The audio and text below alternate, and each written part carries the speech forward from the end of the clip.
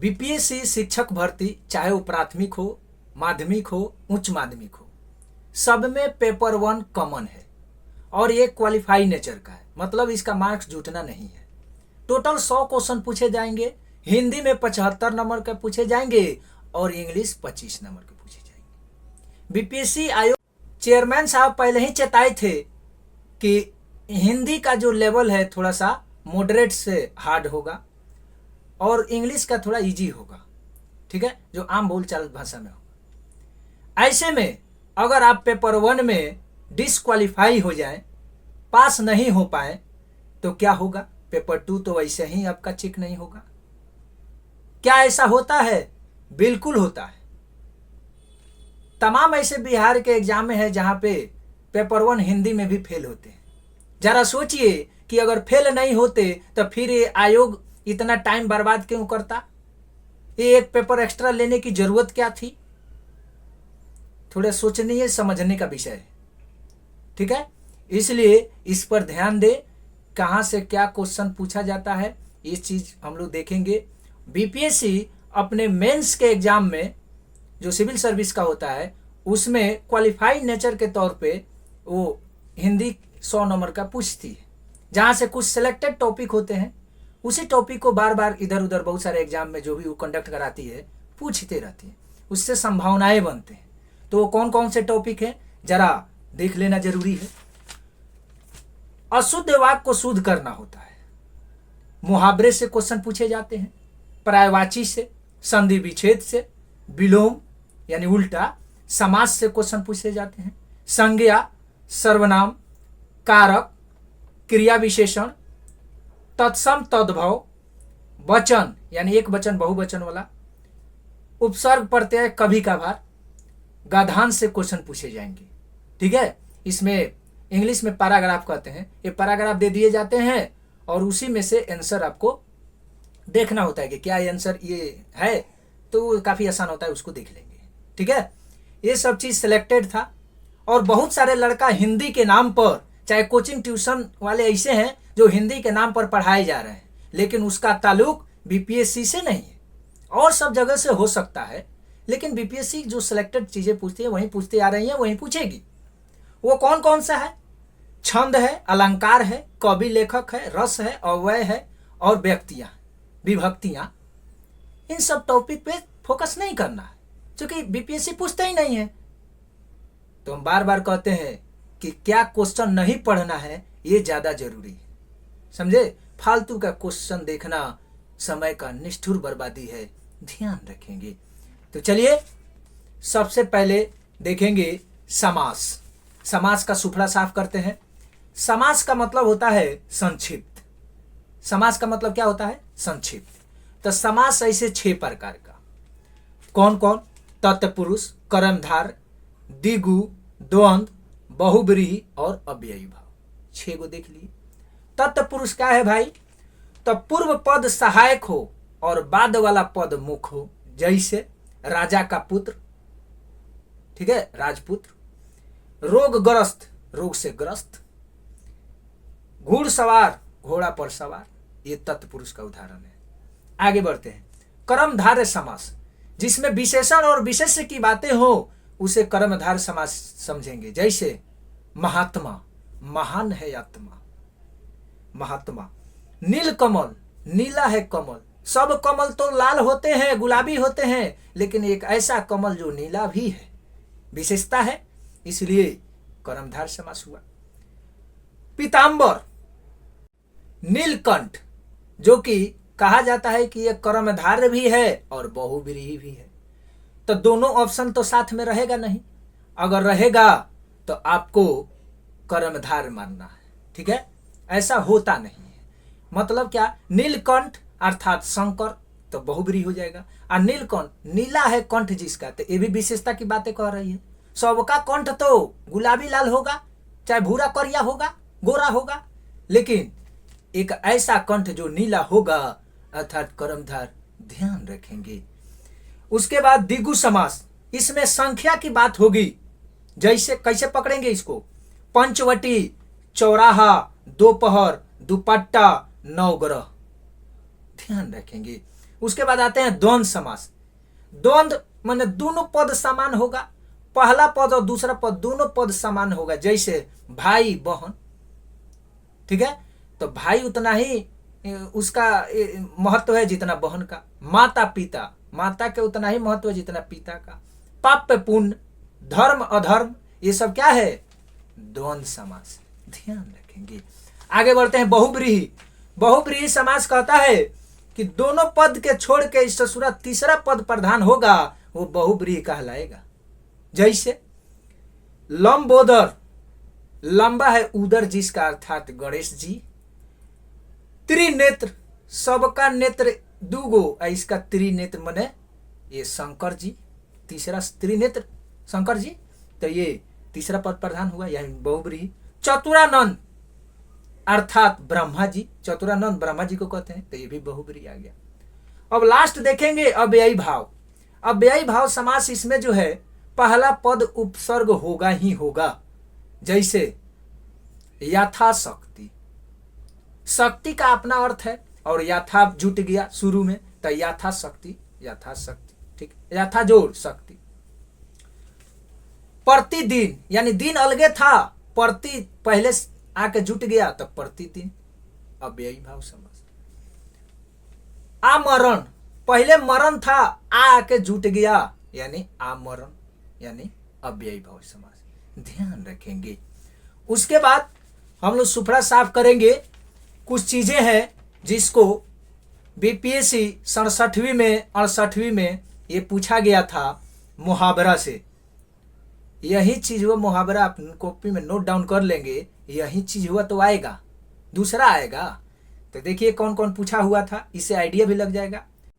अब हम लोग देखेंगे मुहावरे, जो कि कुछ सिलेक्टेड है और ये बीपीएससी 67वीं 68वीं में पूछे गए। हो सकता है कि ये रिपीट कर दिए जाए, ठीक है, ये सब चीज तो सारी जगह होते हैं, तो यहाँ भी तो होना ही चाहिए। तो कौन से है, और कुछ नहीं तो आइडिया तो लग जाएगा भाई। तो चलिए देखते हैं। आंख उठाकर न देखना, ये मुहावरा पूछा गया था। कमर सीधी करना, गले लगाना, पलक लगाना, रक्त चूसना, आम के आम गुठली के दाम, ये तो काफी फेमस है। ऊंट के मुंह में जीरा, एक म्यान में दो तलवार, ये सब मुहावरे देख रहे हैं। काला अक्षर भैंस बराबर, घर का मुर्गी दाल बराबर, अधगल गगरी छलकत जाए, ये मुहावरे का फेमस है। तिल का ताड़ बनाना, आग में घी डालना, ईद का चांद होना, एक आंख से देखना, अकल का पत्थर होना, मन सार्फ मूर्खे बाड़ा, इसका मतलब ये हुआ। घर का भेदी लंका दावे, मतलब अपना ही आदमी अगर किसी को बात नहीं कहे तो दूसरा क्या बिगाड़ लेगा जी, मतलब ये है, ठीक है। खाटी भाषा में, देहाती भाषा में समझने का प्रयास करें, ध्यान रखेंगे। उसके बाद कुछ परवाची से बीपीएससी द्वारा पूछे गए हैं, उसको भी देखेंगे। कानन, चतुर, द्रव्य, पवन, बादल, हाथी, सांप, हृदय, मृत्यु, निंदा, अग्नि, अमृत, आनंद, नदी, मेघ, वृक्ष, रात, गंगा, घर और पहाड़, ये सब चीज जितने बोले हैं उसको आप नोट डाउन करेंगे, ठीक है। और इसका पर्यायवाची एक एक दो दो लिख देंगे। हो सकता है कि ये क्वेश्चन पूछे जाएं, निश्चित तौर पे पूछे जाएं। आइडिया तो लग गया कि किस टाइप से पूछे जाते हैं, आखिर हिंदी का नेचर क्या होगा। संधि विच्छेद कुछ पूछे गए हैं बीपीएससी द्वारा। अत्यंत, संधि विच्छेद करना था, और साथ साथ ये भी पूछ लेते हैं कि कौन सा ये संधि है, तो दोनों ध्यान देंगे। इत्यादि, छात्रावास, गजानंद, तथागत, दानवीर, नारायण, प्रोन्नति, ये सब 68 बीपीएससी जो कि ऑप्शनल जीएस का जनरल पेपर होता है, क्वालिफाई नेचर का, उसमें 67वीं में पूछा हुआ था संधि विच्छेद। शिवालय, ये कौन से इसका संधि विच्छेद क्या होगा और ये कौन सा संधि है। देवेंद्र, दिग्गज, मनोरथ, मनोयोग, सरोवर, गिरीश, विद्यालय, भोजनालय, ठीक है। उसके बाद हम लोग नेक्स्ट टॉपिक देखेंगे विलोम, जहां से बीपीएससी द्वारा क्वेश्चन पूछे गए।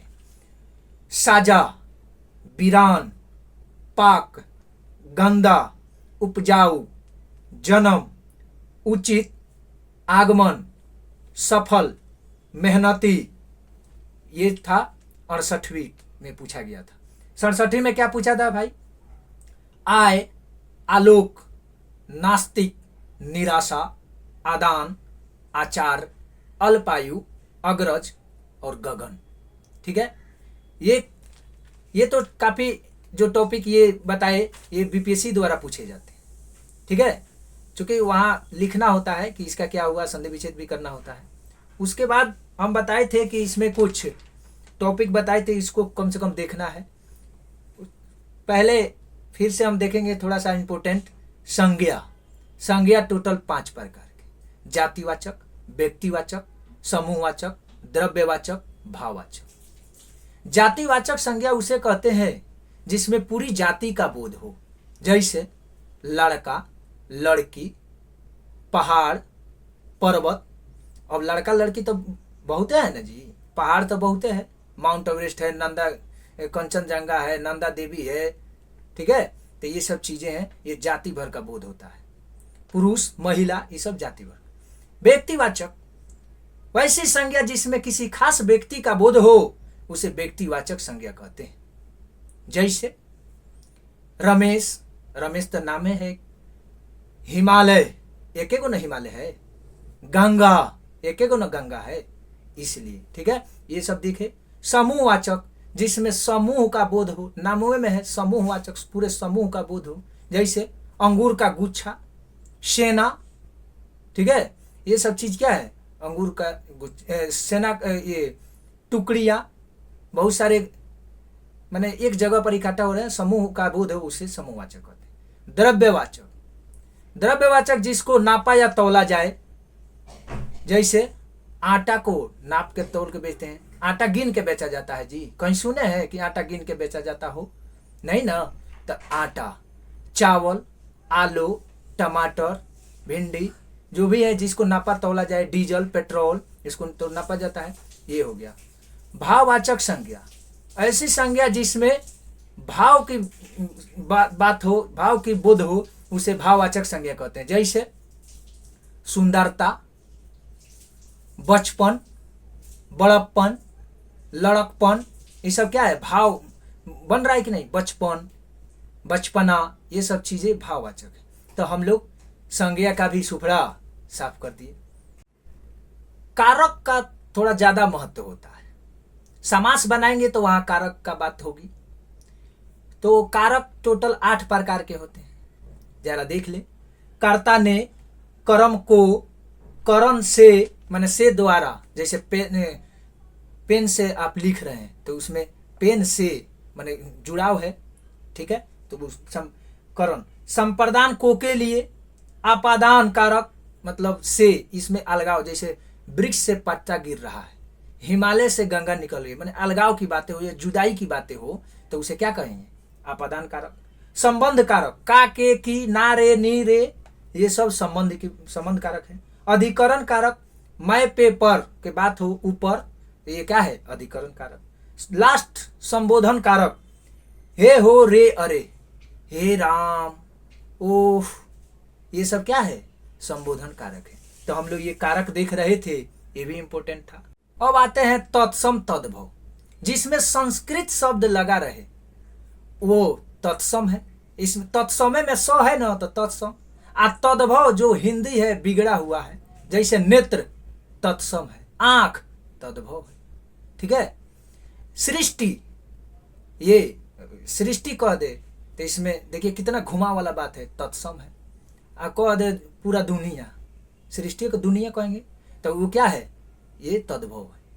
बस इतना ही अंतर है। संस्कृत शब्द को तत्सम कहेंगे और उसका हिंदी शब्द बिगड़ा हुआ को तद्भव कहेंगे। उसके बाद आते हैं हम लोग वचन। वचन 2 प्रकार के जनरली, एक वचन और बहुवचन। ठीक है, लड़का तो एक वचन, लड़के तो बहुवचन। ठीक है, तो ये तो काफी आसान है, इसमें कोई दिक्कत नहीं है। आते हैं अब हम लोग आते हैं उपसर्ग प्रत्यय में। उपसर्ग माने उप माने पहले, ठीक है। तो उपसर्ग जो किसी शब्द के पहले आ जाए, तो कोई भी ऐसे आ जाए तो उपसर्ग हो जाएगा? नहीं। ऐसा शब्द जिसका ऑलरेडी पहले से अर्थ हो, एक और ऐसा शब्द जिसका मिल जाने से एक फिर से अर्थ बन जाए, उसी को तो कहेंगे उपसर्ग। जैसे पहले से शक्ति था, याथा आके जुट गया तो याथा शक्ति। पहले से दिन था, अब प्रति आके जुट गया तो प्रतिदिन, यानी दिन का भी अर्थ था, अब प्रतिदिन का भी अर्थ हो गया। शक्ति का भी अर्थ था, आज याथा शक्ति का भी अर्थ हो गया, पर ये उपसर्ग हो गया। उसके बाद हम लोग प्रत्यय के बारे में पढ़ेंगे। प्रत्यय मतलब लास्ट में किसी वैसे शब्द जिनके ऑलरेडी अपना कुछ अर्थ होता है, लेकिन बाद में जो प्रत्यय के रूप में जुट रहा है, इसके जुटने से भी कोई अर्थ बनता हो, जिसका माने हो, तो वो प्रत्यय है। जैसे बच्चा और उसमें पन जुट गया तो बचपन, ठीक है। उसके बाद गरीब ई जुट गई, दीर्घई जुट गई तो गरीबी, यानी गरीब का भी अर्थ था, अब बाद में गरीबी का भी अर्थ हो गया। बच्चा का ऑलरेडी अर्थ था, अब बाद में बचपन का भी अर्थ हो गया। यही तो प्रत्यय है। अब हम लोग बात करते हैं लिंग, यानी लिंग दो प्रकार के, एक स्त्रीलिंग और पुल्लिंग।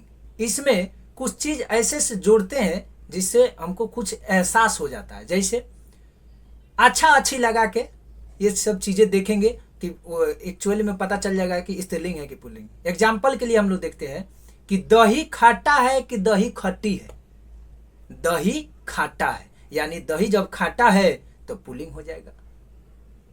किताब महंगी है कि महंगा है, ये आपको कमेंट में बताना है, तब आपको पता चलेगा कि आप लिंग पढ़े हैं कि नहीं, ठीक है। बहुत सारी चीज ऐसे ही टॉपिक हम लोग देखेंगे। और गद्यांश के चीज तो है कि आपको बस देखना होता है कि उसमें क्या कह रहा है। ये सब चीज गद्यांश उम्मीद है कि बना लेंगे। उसके बाद हम लोग शुरू में देखे थे शुद्ध अशुद्ध वाक्य दे रखा था और शुद्ध, तो ये सब चीज तो पेपर ऊपर पढ़े होंगे, कुछ तो किताबें पढ़ते होंगे, तो इससे पता चल जाता होगा। कुछ देख के ही पता चल जाएगा। उसको एक बार दो बार सोचिए, अपने मन में बोलिएगा कि क्या सच में ऐसा होता है क्या, तो अपने अंदर से पता चल जाएगा कि नहीं, ये इसमें थोड़ा सा बदलाव होना चाहिए, ये ऐसा शुद्ध वाक्य नहीं सुने हैं, चाहे ऐसा नहीं होता है, तो इससे ये भी बना लेंगे। बाकी हिंदी का सुपड़ा साफ हो गया, ठीक है। ठीक है, तो चलिए